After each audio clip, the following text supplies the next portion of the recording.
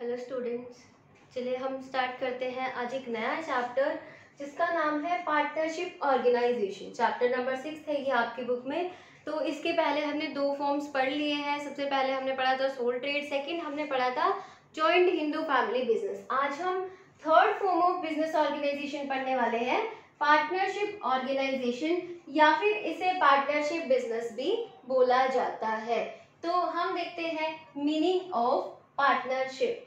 Partnership means that form of business in which two or more than two persons willingly join and agree to run some lawful business. Partnership क्या है?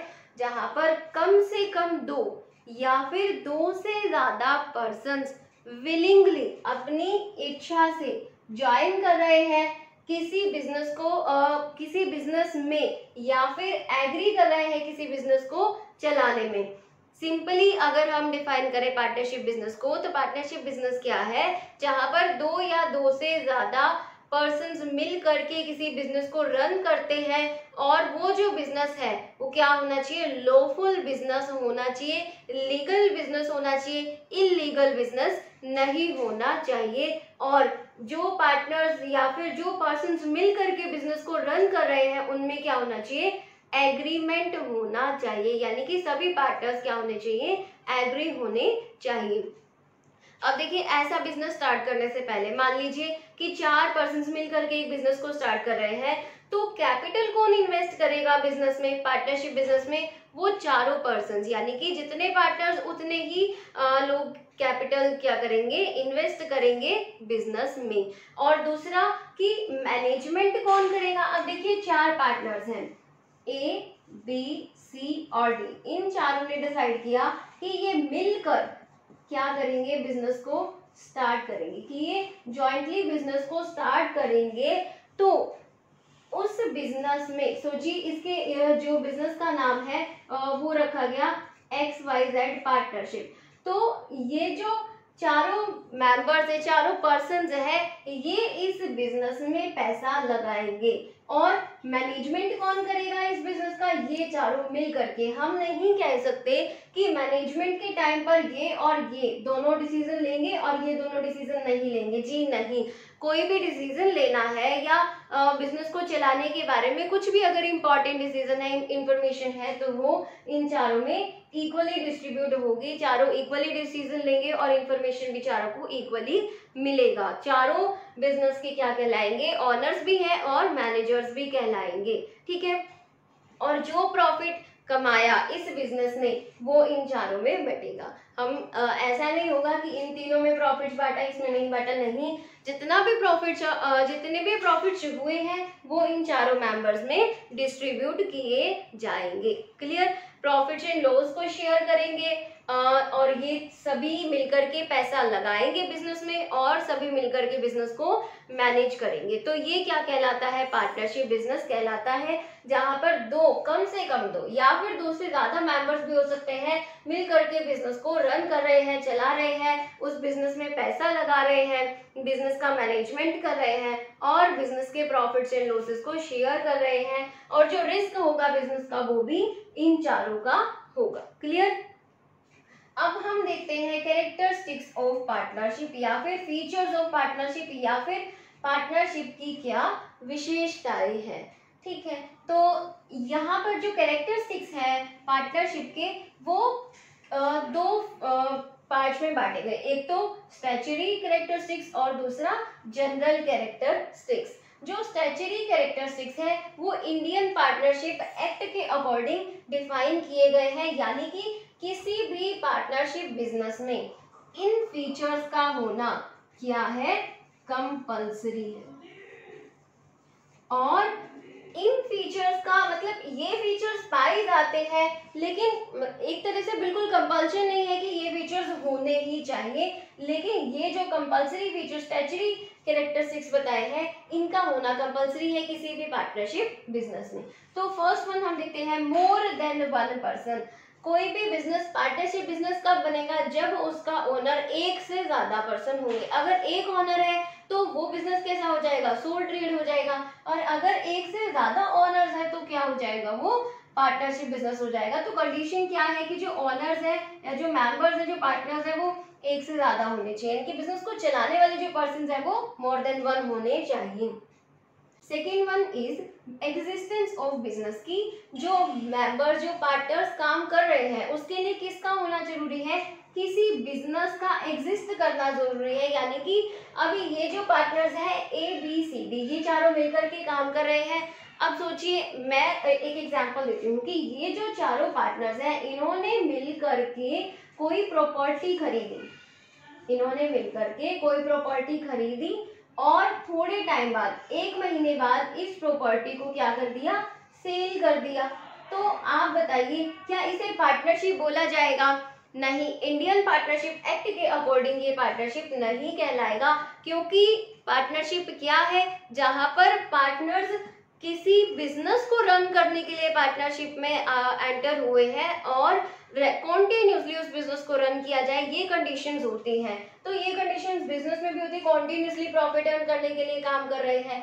तो partnership के लिए किसी business का exist करना जरूरी है, कोई बिजनेस होना चाहिए रेगुलर बिजनेस जिसमें ये चारों क्या होंगे, पार्टनर्स होंगे।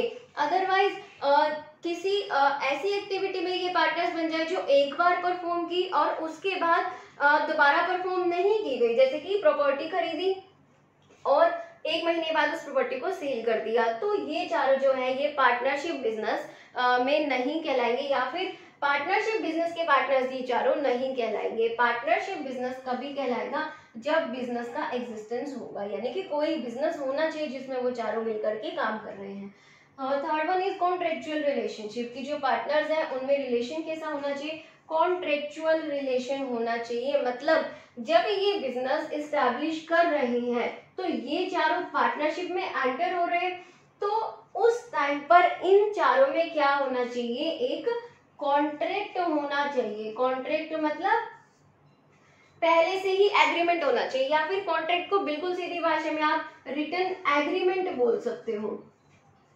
ठीक है, कि इनमें क्या होना चाहिए, एग्रीमेंट होना चाहिए, यानी कि पहले ही सब पता होगा कि अगर इसे प्रॉफिट होता है तो इक्वली सब में बांटेंगे, बराबर बराबर बांटेंगे, या फिर किसी और प्रोपोर्शन में बांटेंगे, या फिर अगर जैसे ऐसा भी हो सकता है कि पार्टनरशिप बिजनेस है तो ये दो जो पार्टनर्स हैं ये काम कर रहे हैं बिजनेस में साथ साथ और ये दोनों काम नहीं कर रहे हैं, वो आगे हम टाइप्स ऑफ पार्टनर्स में करेंगे कि कौन एक्टिव पार्टनर होगा, कौन स्लीपिंग पार्टनर होगा, किसको एक्स्ट्रा सैलरी मिलेगी काम के बदले या सैलरी नहीं मिलेगी, या प्रॉफिट कैसे बांटेंगे।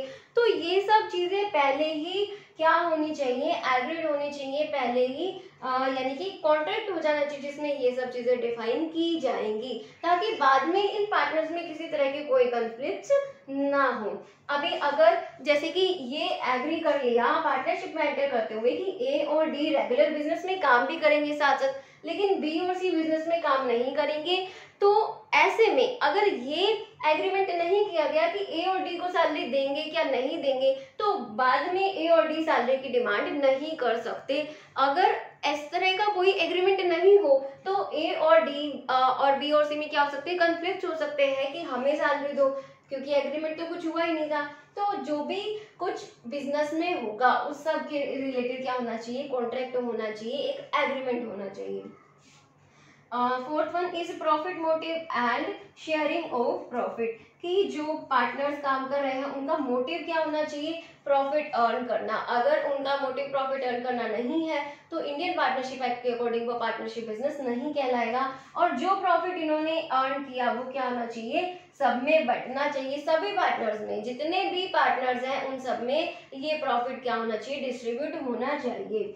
Next one is principal agent relationship, कि जो पार्टनर्स हैं उनमें क्या होना चाहिए, प्रिंसिपल एजेंट रिलेशनशिप होना चाहिए। मतलब ऐसा भी हो सकता है कि जो पार्टनर्स हैं, मतलब जैसे हम ABCD की बात कर रहे हैं, यहाँ पर हम कह रहे हैं कि ए और डी काम कर रहे हैं, बी और सी काम नहीं कर रहे हैं, तो अब बिजनेस में कौन रह रहा है कॉन्टिन्यूसली, ए और डी रहते हैं, तो ए और डी जो काम कर रहे हैं उसके लिए बी और सी क्या हो जाते हैं, बाउंड हो जाते हैं, यानी कि ए और डी ने कुछ भी किया तो बी और सी को क्या करना पड़ेगा, मानना पड़ेगा, एक्सेप्ट करना पड़ेगा।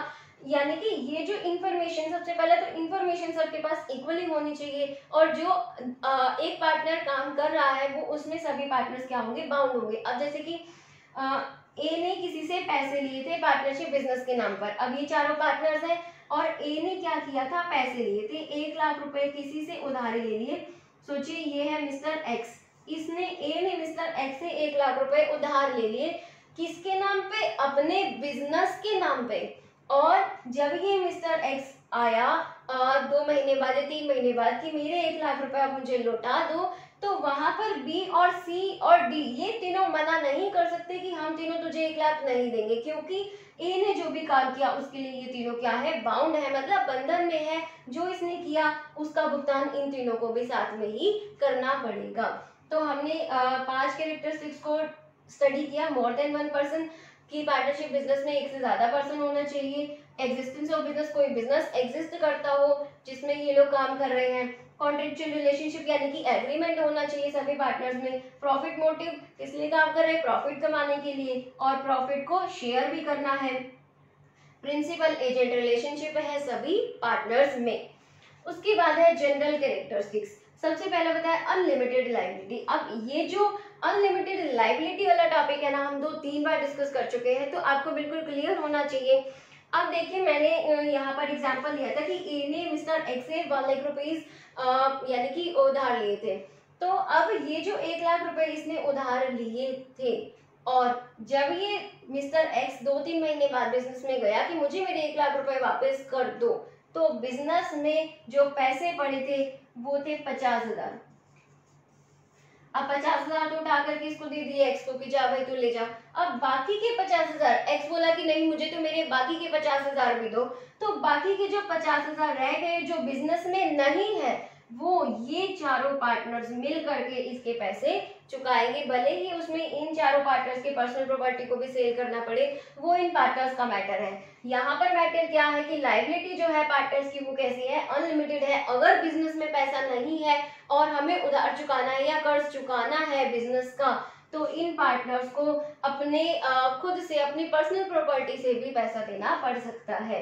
Next one is no separate individuality, की जो हमारा बिजनेस है उसकी जो एग्जिस्टेंस है वो सेपरेट नहीं है। हमने सोल ट्रेड में भी पढ़ा था ना कि बिजनेस और ओनर दोनों की पहचान एक ही है, सेम आइडेंटिटी है। सेम कंसेप्ट इधर है कि जो हमारा पार्टनरशिप बिजनेस है और जो हमारे पार्टनर्स हैं इनकी पहचान क्या है, एक है, यानी कि दोनों की पहचान, मतलब इनकी पहचान आपस में अलग नहीं है। Third one is utmost good faith. अब देखिए जो पार्टनर्स काम कर रहे हैं वो किस लिए काम कर रहे हैं, ABCD चारों पार्टनर्स बने और एक बिजनेस के मालिक है, एक ही बिजनेस के मालिक है चारों।